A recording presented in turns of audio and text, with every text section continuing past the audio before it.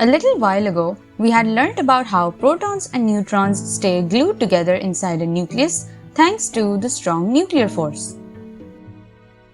Now, it's about high time we ask this.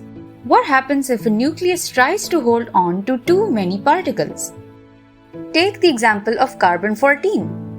This is an isotope of carbon, and it has 6 protons and 8 neutrons inside its nucleus, meaning it has much more neutrons than protons.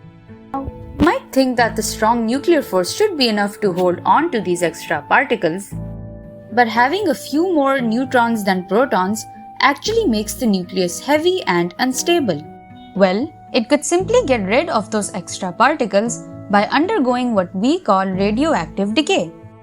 It is the process by which a heavy, unstable nucleus becomes stable by emitting 3 kinds of radioactive particles: alpha particles, beta particles, and finally gamma rays.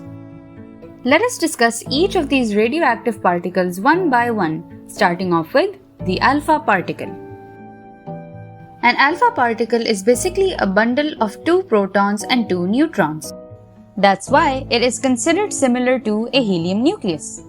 Because of these 2 protons and 2 neutrons, the alpha particle has a mass of 4 times U and a charge of +2 times the elementary charge E. And when alpha particles are emitted, they have discrete energies, meaning their values are fixed and not found in a range. What happens to a heavy nucleus if it were to emit an alpha particle? Well, let's take this heavy nucleus and imagine 2 protons and 2 neutrons being kicked out. After this, we see a drastic change in the contents of our nucleus. The proton number decreases by 2 because of the 2 protons leaving. And then, the 2 neutrons and 2 protons leaving together causes the mass number to decrease by 4. Notice how the resulting stable nucleus is an entirely different one than the original. That is because the proton number had changed, meaning the element itself changes completely. Now we'll move on to the topic of beta particles, of which there are 2 types. There's beta minus and then beta plus.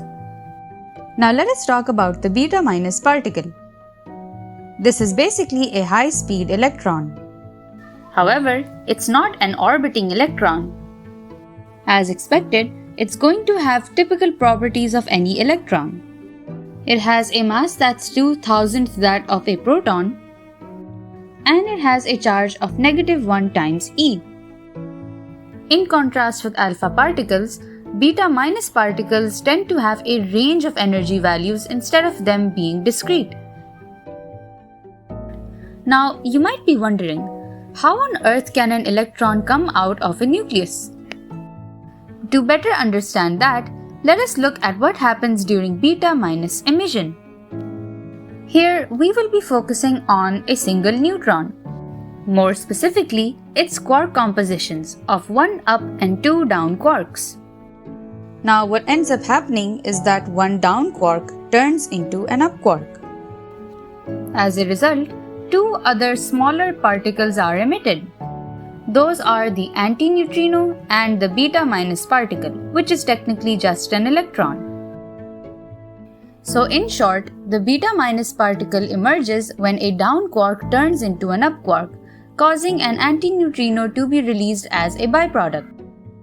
But if you were to look at this process in terms of subatomic particles, we would find a neutron is turning into a proton. Here we have the nuclear equation representing beta minus decay. Since there is no particle lost or gained, the mass number stays the same. But there is 1 more proton than before, so the proton number increases by 1.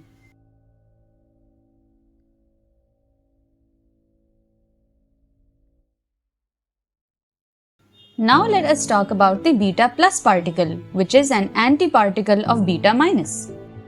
This is a high-speed positron with the same mass as an electron but with opposite charge.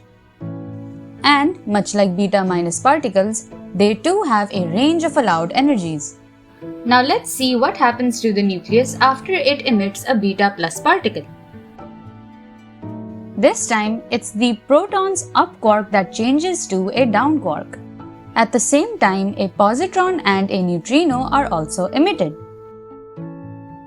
In terms of subatomic particles, it's the proton that's turning into a neutron. Once again, we find that the mass number does not change because the total number of protons and neutrons do not change. But now there is one less proton than before, so the proton number decreases by 1. Now we're in the home stretch.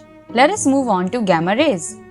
Gamma rays are not particles. Instead, they are actually electromagnetic waves that have high energy. More precisely, they have low wavelength and high frequency.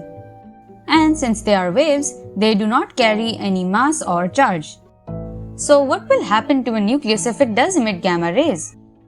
You can picture this process as electromagnetic waves moving out of this nucleus and carrying energy with it. Since there's no mass or charge to it, there will be no change to the nucleus. And so, mass number and proton number stays the same. However, the resulting nucleus is still stable because it has gotten rid of its extra energy. Great news! We are done with the third checkpoint of particle physics. In this section, we talked about radioactive decay as a process by which a heavy nucleus becomes stable.